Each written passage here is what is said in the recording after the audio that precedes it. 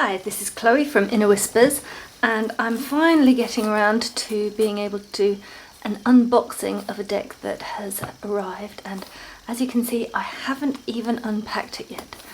I saw that it was from South Africa and I'm pretty sure I know what it is. Can you guess?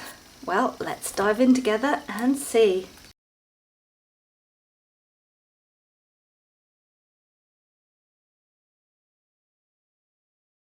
So, first hurdle overcome, we have a little letter. Yay! So, it is, as I suspected, the Samadhi Oracle. Very prettily done. Ooh! And the deck comes in a great big tin. Okay, let's have a look. So this is a very nice touch. It is a tin. It's fairly big because the deck itself is big, and it has beautiful colours around the side, plain back, and inside, okay, we've got yum, a little incense stick and some mala beads.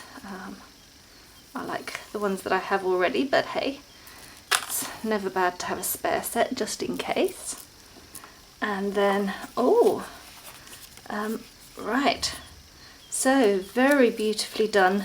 It's kind of a hardback bound, same as the sides of the deck and the insides of the box. This kind of little hand-bound hardback booklet for the deck. With it shows you all the deities, the elements of life. Agni, I know, is fire and is also seen as a deity sometimes. Mythological creatures, Garuda for example, which is an eagle, and Kundalini, a snake, symbols, chakras, and great sages. Okay, a little introduction, a simple guide to japa, which is chanting mantras, I believe. And then we move into the actual cards, and we have full colour image of the card, and then a description and a mantra to chant to them. Om Sat Chit Ekam Brahma, for example. Chida. Om Shri Durgaya Namaha. So, very nicely done. As I say, hand bound. Very lovely. So let's take a look at the cards themselves.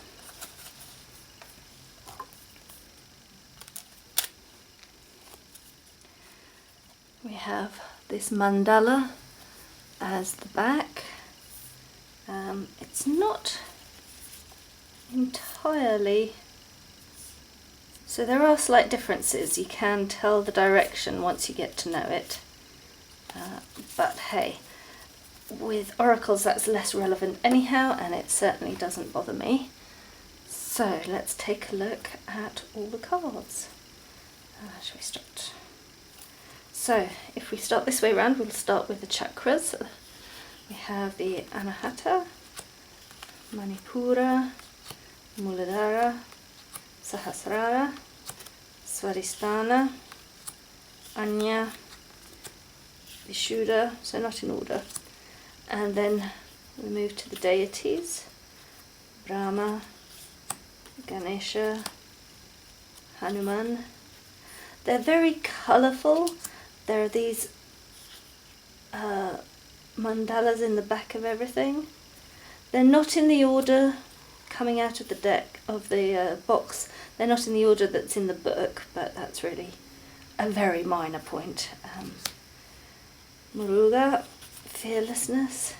So I like that they're kind of, they have some of the traditional colouring that you would find in a Hindu temple, for example, and they do look quite a lot like some of the cartoon books that I've gotten from Hindu temples in the past. wonderful Kali with the third eye and her tongue out, very traditional. Lakshmi for prosperity. Parvati.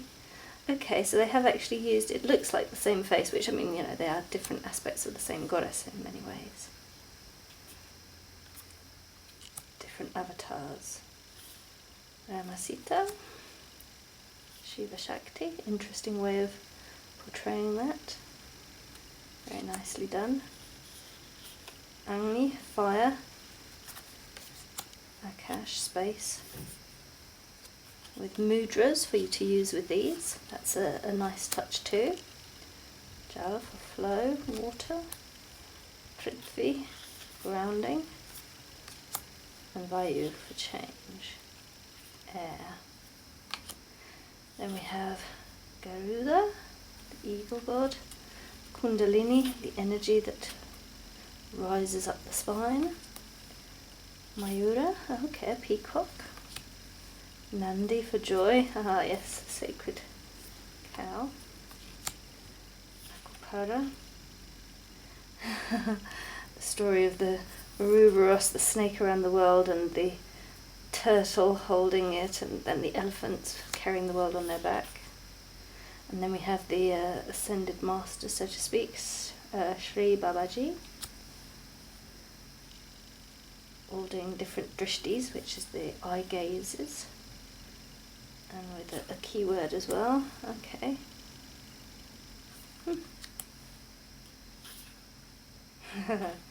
Yes, I have a friend who's still travelling with her.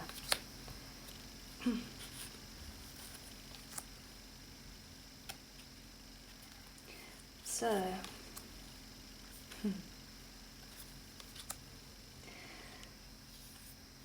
it's interesting because they have this sort of key word. These will be very easy to read out of the box as well, and sacred objects and so forth. These have a lot of tradition behind them, very clearly. I think this will be, I love the vibrancy of the cards. They're just so colourful. And it's an interesting selection of different things, and you have the mantras and you have the mudras. So there's a lot to work with here. And as you saw in the guidebook, we also have mantras within that, and the chakras as well.